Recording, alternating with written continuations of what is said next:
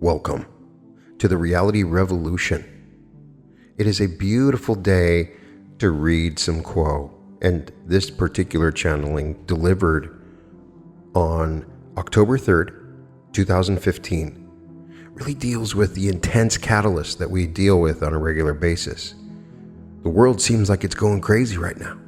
There's insane things happening, and this one I felt related to what is happening now. Because sometimes the catalyst is too much, it's too intense. And how do we deal with this? How do we carry our crosses? They begin with this question, quote, "Many of us are struggling with situations that seem too much to bear at times. We have the perception of having either too much catalyst or too intense catalyst or both. We often feel that life places burdens upon us that we don't have the resources to cope with. How do we carry our crosses, quo? How do we bring the open heart into the challenges that life seems to put upon us and invite higher energies to transform our experience?" Jim channeling. I am Quo, and we greet you all in the love and in the light of the one infinite Creator, whom we all serve with all our being. Enjoy this day and always. We are most gratified to be able to speak to this group this afternoon, for it is our great privilege and pleasure to join you as you seek those qualities of your own being which may be activated on your journey of seeking that which you call the truth. We would ask you, as always, to do one favor for us, and that is to listen with careful discrimination to the words and ideas which we share with you, in order that you take only those which have meaning to you and leave behind any which do not, for we would not wish to be a stumbling block on your journey of seeking. We would aid our sharing of our thoughts with you, for then we would not feel like we might infringe upon your own journey. You ask today, my friends, how it is that you may bear the burdens which you bear in the life experience that you have at this time. There are times in each seeker's journey when the path winds into those areas of the dark forest which seem disturbing and difficult and dark and mysterious and offer far too much of the worries of the world, shall we say. It is easy in these times to become overly concerned with how you shall not only move through such experiences and learn from them, but even perhaps remember how you may survive them. For at times the journey of the faithful seeker is most difficult, and this is not by accident, my friends. We do not wish to discourage you by telling you that you have chosen these paths, for there are no mistakes upon any seeker's journey. That which you experience has been placed there by your own choice, previous to your conscious assuming of the identity which you see as yourselves. Before the incarnation began, you made these plans to offer yourselves these challenges, to learn how to love and accept all about you when it seems quite unacceptable to even have to deal with some situations. We are aware that many feel that there should be an end to worry and burden, and to the cares of the day which do not go away. And there should be a reward, a time of peace and quiet, and what you would call joy. And there shall be, my friends. For upon all journeys these qualities exist, especially for those who are able to open their hearts in love and compassion for those times which are most difficult, those times in which it would seem a better choice to ignore or run away from the difficulties.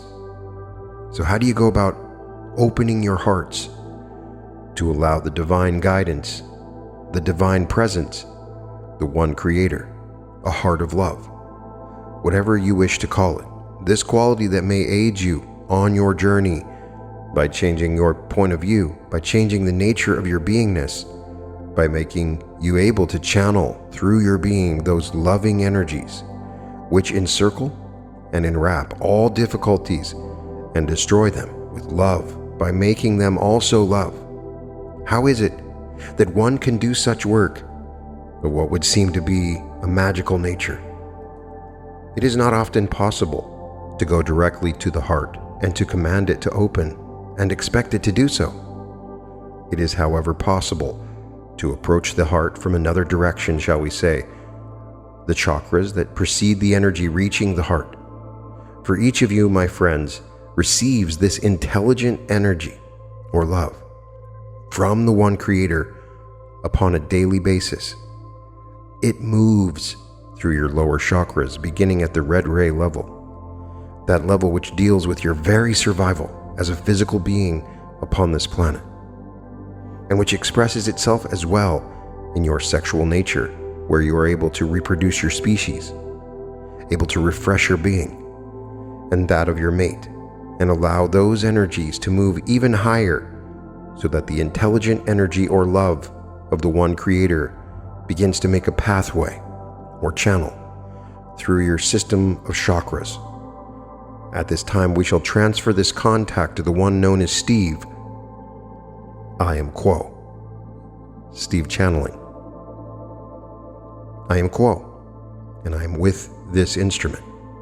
We have successfully passed the challenge that permits us to speak through this instrument, and are grateful for the opportunity to again sit with those whose seeking is an inspiration for us, for it gives us the opportunity to serve in the way we feel called to serve. We would continue the theme of dealing with harsh catalyst by looking next at the work that is done in the orange ray, where the self begins to develop a sense of what it means to be a separate or individuated self, and comes to an initial set of balances with regard to the way the self relates itself to the others which are immediately around it. Here, it is essential to develop an ability to differentiate those factors or elements in one's life circumstances which belongs to one, and those elements or factors which belongs to others with whom one is in immediate contact. This is a process, my friends, which each here has undergone and continues to undergo upon a daily basis, and it is a factor during which process a sense of the uniqueness of the individual is forged. Now, during this process, it is common to discover that there comes seemingly from a source outside of the self a series of events which do not sit well with the self, shall we say. And so it is an elementary part of the process of self-development to learn to develop a kind of shell, a protective shell, shall we say, that enables one to fend off energies and events which seem to overwhelm the being to the point that there is a sense of rejection that originates somewhere deep within. Over the course of time, this energy shell is further developed and refined. It serves to fend off or to filter that energy which is an offer, seemingly again from without, that is too much to be taken in and usefully dealt with. We do not despise this process, for it is an extension of the need for survival, now seen as the survival of a self which is in the process of development.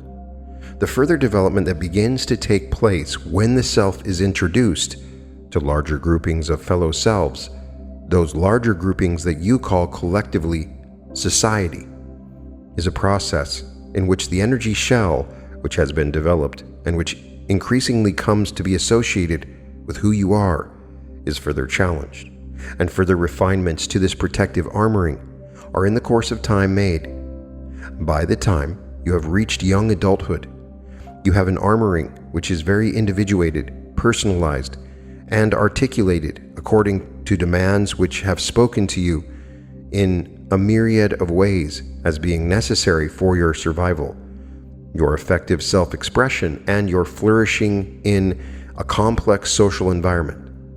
This is all to the good and quite necessary as a part of the process of learning to deal in a complex world with a great many other selves who are all attempting to achieve a sustainable level of being in relation to each other. Needless to say, the sustainability of the equilibria that is achieved is constantly being challenged as each is put in a position over and over again to have to adjust to events which are unanticipated and very often unwanted. The adjustment is generally not such as to want the unwanted, but to learn to make accommodation so that that which challenges the equilibrium of the self does not inflict harm on the self's capacity to go forward. Thus, day in and day out, one deals with events, some of a nature that gives promise and gives hope, and gives love and gives life, and some of the nature that, to all outward appearance, works in a direction quite opposite to these. Thus one takes the good with the bad and carries on as one is able. Now, during the course of one's life, it will generally occur to those who struggle through your density to question what it's all about. Is this really all that life has to offer? And the opening of that question is the first salvo, shall we say, of a realization that there is something more to life than simple self-maintenance. One feels, for one thing, that something is called for one, that one is called to a sense of purpose that is higher. And one very often feels this sense of purpose in the responsibility one takes for those other selves that one has learned to love along the way. To love is an activity that begins a process of opening the heart. The heart is a dimension of the being which tends to be closed off precisely by the armoring that has been developed as a means of fending off that catalyst which one feels one cannot process, and learning to deal with other selves in such a way that one is not vulnerable to their actions so as to damage that very fragile and crystalline structure which is the fledgling self. At the point that one finds it is beginning to be possible to let down the guard and accept that which for all the world seems to be unacceptable, this is the point at which one may contemplate the opening of the heart. There are some occasions in which the heart is flung open rather precipitously by events which indeed may be seen as dramatic and even traumatic. And there are some occasions in which an eager seeker has, through arduous labor in meditation, managed to fling the heart wide open. And this can lead to imbalances of energy for the seeker when there has not been an adequate preparation with regard to the stable structure of the self. This is not to say that those experiences which can be seen as traumatic or those experiences which may be seen as dramatic are necessarily harmful, for it is quite usual to undergo a sense of radical imbalance in the heart as part of the development in which the heart is opened so that further work may be done there. The work of the heart, my friends, is very often not pretty work, for one finds there all of the deposits of hurt, all the sorrows one has carried, all of the resistances one has built up over time as a part of the process of developing a sense of who you are in this life. One discovers that for every piece of a catalyst that one has filtered out through the invocation of the armoring function, there is a residue left that the opening of the heart now reveals as something that must be worked through. Oh, how largely the supply of work there is to be done, my friends. When one first gazes upon its expanse, one can be quite overwhelmed.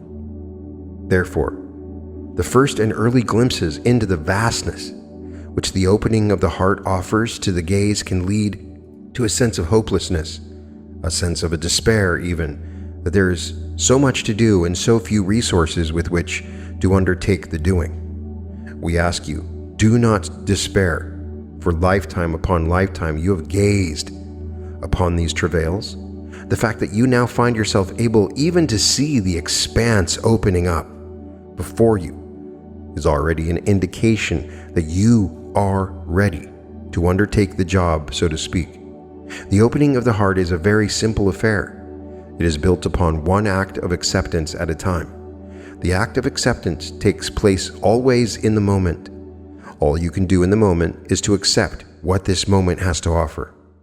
All that you can do in the moment is to greet the moment. And in the moment lies love. And in the moment lies the answer to the question, how can I possibly go on? It is very often, my friends, in the uttermost extremity of seemingly overwhelming catalyst that one is able to find the needed resource. A little act of loving acceptance, that is the key. One act of acceptance opens a small door, and this door leads on to another, which may be opened again by acceptance. And in this way, acceptance builds upon acceptance, and little by little, those afflictions which one has built up, those difficulties one has stored away, become healed. A healing heart is a heart which begins to show the ability to reach out into the world in a way that heals also that world. We are not saying this is easy work, my friends. On the contrary, it is undoubtedly the most difficult work you will ever do. But it is precisely the work you have incarnated to do. And to this work, my friends, we commend you in the love and light as we leave this instrument and return the contact to the one known as Jim. I am Quo. Jim channeling. I am Quo, and I am again with this instrument. It has been a great privilege to speak upon this query. At this time, we would ask if there might be any other queries of a shorter nature to which we may speak. Gary. Quote, in my own contacts with people seem to report across the board more busyness, more things to juggle in their lives, more catalysts to contend with. Do you think that this is a function of a society becoming more complex and interconnected, and thus squeezing more and more stimulus and catalyst into our daily lives? Or do you think that this is a function of the ending of third density coupled with the free will desire of seekers to maximize the available catalyst while time still remains, or something else I may not have considered? Jim channeling. I am Quo, and I am aware of your query, my brother. As you've stated, the culture in which you live at this time is most complex. It is populated heavily with those who work daily to make what you call a living, to support a family and to further the interest of those entities of a business nature for which they toil. There is much catalyst that is available to any seeker of truth. However, there are far too many who are unaware that this daily round of activities provides opportunities for growth. Most entities upon your planetary sphere are a portion of such cultures, for the third density environment is one which offers much which can be distracting to those who are not discerning. Thus, if one had the point of view that there could be a great lesson learned in each day's activities, there would then be the opportunity to grow from these experiences, which then would tend, shall we say, point the seeker in another direction. That direction, instead of focusing in the world about one, would focus more upon the world within one. This focusing inward then offers the opportunity for contemplation, for meditation, and for prayer as means by which to process the catalyst of the day. This seeking within also tends to cause those activities which are of lesser value, shall we say, to fall away, until the seeker begins to focus the energies of the self upon fewer, more significant portions of the opportunities offered each day in your very busy experiences. Thus, to simplify one's opportunities, shall we say, to simplify the daily round of activities, is a portion of the seeker's journey, which then tends to bring a sense of peace, direction of purpose, and method to obtain the inner sense of self. One may then call upon that inner sense of self to deal with those catalysts which are essential to the growth and survival of the individual, the family, and the community. Thus, we would suggest that each look for those areas within the life experience which can be simplified, that the focus of one's mind, body, and spirit might be centered upon the ineffable and infinite qualities of love, wisdom, and sharing these qualities with all whom one meets in the daily round of activities. May we answer your question further, my brother? Gary. That was excellent, thank you. You offered a very good perspective on reducing the seeming quantity of catalyst through simplification. Regarding the reason for that quantity, Does the ending of third density play any role in the seeming quantity of catalyst? I am Quo, and I am aware of your query, my brother. Indeed, for most of the population of your planet, the opportunity to achieve that which you have called graduation of harvest into the density of love has brought into the realm of experience a great many types of busyness that need some kind of attention. In order to be able to sort through that which is available, one must wend one's way through much, which is, as you have said, the product of the ending of this density cycle of being. It is, as we mentioned previously, the seeker's ability to respond or responsibility to decide those areas into which it shall seek. We shall pause briefly. I am Quo. We shall continue. For as you have correctly noted, there is much that is produced by the ending of the density's beingness. There is also much which can be done by each seeker to utilize the catalyst available for the desired graduation. May we speak in any further way, my brother? No, not on that question. That was excellent. Thank you, Quo. We thank you, my brother. Is there another query at this time? Quo, there are some devices which can be worn around the neck that appear to either increase the energy of an entity or somehow blunt the effect of a catalyst. These devices perhaps act like a form of a spiritual Tylenol. Are they useful at all, or can long-term use slow the rate of progress of an entity? I am Quo, and we believe that we grasp your query, my brother. We see two areas of import in this query. The first being the possibility of increasing the energies of the seeker as it goes through its daily round of activities, dealing with the catalyst of the illusion for the growth of the self. There are indeed such devices, most usually in the form of crystal, which may increase this personal energy level. This would be helpful for the seeker to have available to it. However, as we look at the second possibility, that of the blunting of the catalyst, we would suggest that the catalyst be allowed to move in its full sway and direction in order to have the greatest impact upon the sensibilities of the seeker. For the catalyst, which has been dulled, reduced, or blunted, shall need to be worked with over a longer portion of your time. There is the necessity for the seeker then to be able to perceive the catalyst about it and around it in order to be able to use it most effectively. Is there another query, my brother? No, that was good, thank you. I am Quo. We thank you, my brother. Is there a final query at this time? Gary, if there's not a query from this circle, I have one from a seeker at a distance. D writes, the LL Research Group did an amazing job with the newest channeling. I have an alarm set on my phone to meditate on Saturdays at the same time as you. It's nice to imagine I can participate from a distance sometimes. In the last channeling session, Quo said that the energy of the group is like a beacon of light, alerting the angels to your seeking.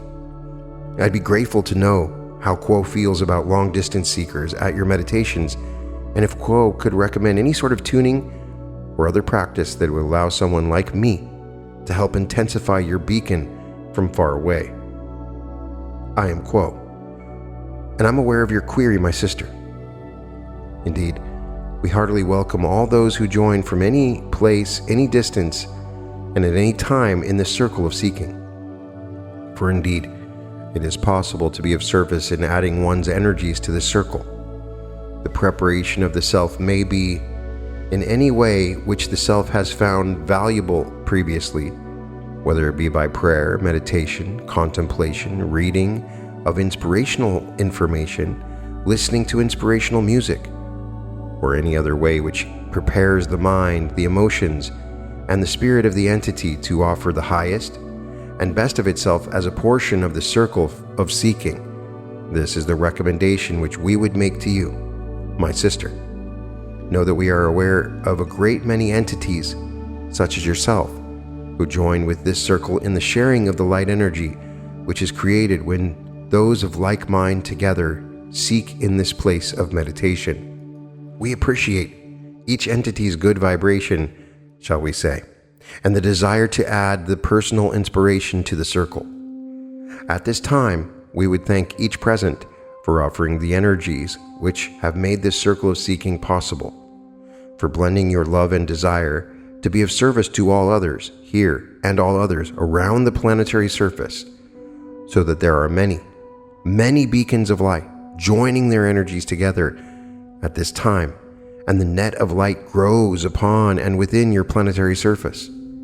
There are many seekers, such as yourselves, which offer a great deal of love and support to all entities who wish to open their hearts in love in an unconditional fashion to all about them, to all other entities, to all other surfaces of the planet, shall we say, to the things, to the trees, to the birds, to the flowers, to the air, seeing the Creator everywhere. This is the way of the seeker of truth.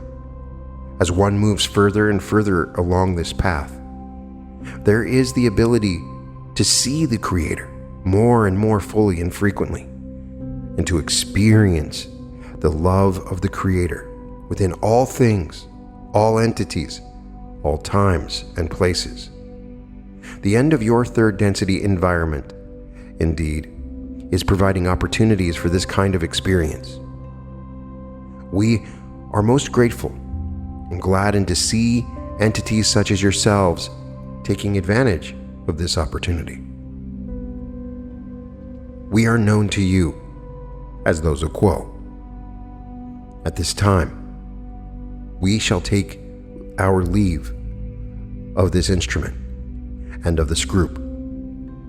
We leave each, as always, in the love and in the ineffable light of the one infinite Creator. Adonai, my friends. Adonai. And that concludes this particular channeling. Now, we should go back and look at the history of Quo in these channelings and understand that Quo is presenting a model or structure of our reality that we're in on this planet based around catalyst. They explained that it's like an illusion, so it's like a simulation. And the primary purpose that we are here is for catalyst.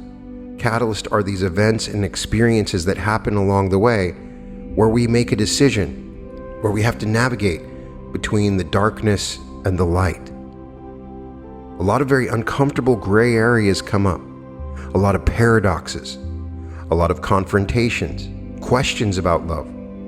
Oftentimes these catalysts are around relationships that we have, experiences that we have, family members, our culture, our society, and the world.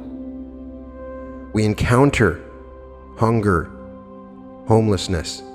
We encounter great conflict around us. And our choice in the way that we respond is the way we process this catalyst. Ultimately, it ends up defining who we are. It takes a structure within our light body with every decision that we make. In the other worlds, in the worlds in between, in the worlds unseen, even in fourth density, you're not given these amazing opportunities of catalyst that are presented to you behind the veil. When you don't have this underlying knowing of the Creator and a memory of all your lives before, this lack of knowing puts the catalyst in a very unique place, and it allows you to learn lessons that you cannot learn in any other situation. The simulation is designed that way. They tell us it is designed that way. Recent events that happened in Israel remind me of this at the time that I'm reading this. I'm incredibly saddened, shocked, as I have been for the entire Ukraine conflict. So many terrible things are happening in the world. There is evil everywhere. I see great movements created by service to self entities that engender amazing amounts of fear.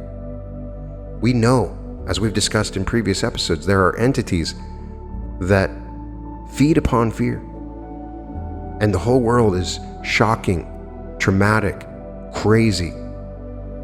The economy, our relationships, our health. It seems at times that there is total chaos, and we don't know how to deal with all this catalyst. In another channeling, they ask about suicide, and all Quo says is that's a point where you simply can't process all the catalyst that's been presented to you.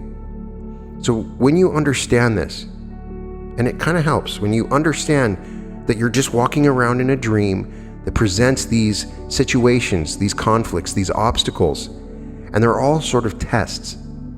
They're tests about how you're going to react and respond. And they remind you here, there's love in the moment.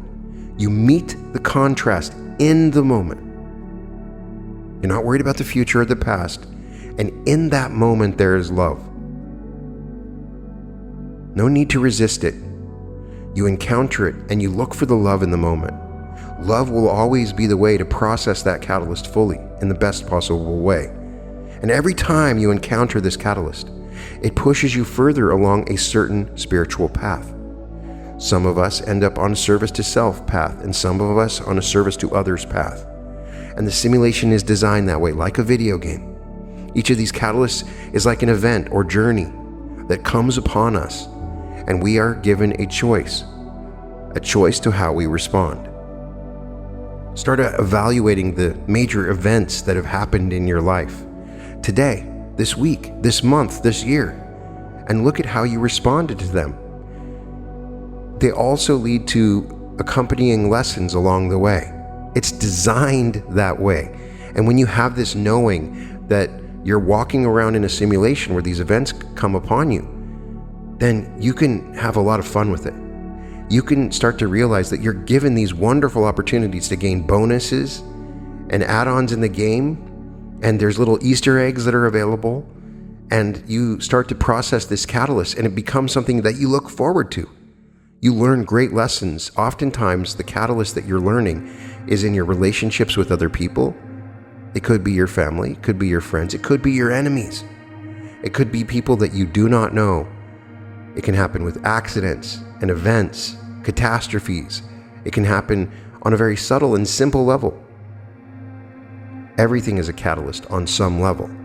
And the more you understand that this is the model for the universe that we're walking in, the more it makes more sense and the more you flow within it. And the catalyst becomes very interesting along the way. I would love to get your perspective of this as you become aware of this catalyst model of the universe, how it has helped you along the way and how you've processed this catalyst. But there are certainly times that it feels like too much. I've mentioned this in other interviews with my friends. It's too much. There's too many problems to overcome. The economy is too difficult. The environment is too difficult. There's too much anger or hatred. The catalyst seems like it's just coming at us all the time, and it seems impossible sometimes to process this catalyst. But they're saying we can do it, and we take it one step at a time. This is an opportunity for us to evolve and to move to a higher level of consciousness, to a different dimension of reality, a dimension of love. You can find all episodes of The Reality Revolution at therealityrevolution.com. And welcome to The Reality Revolution.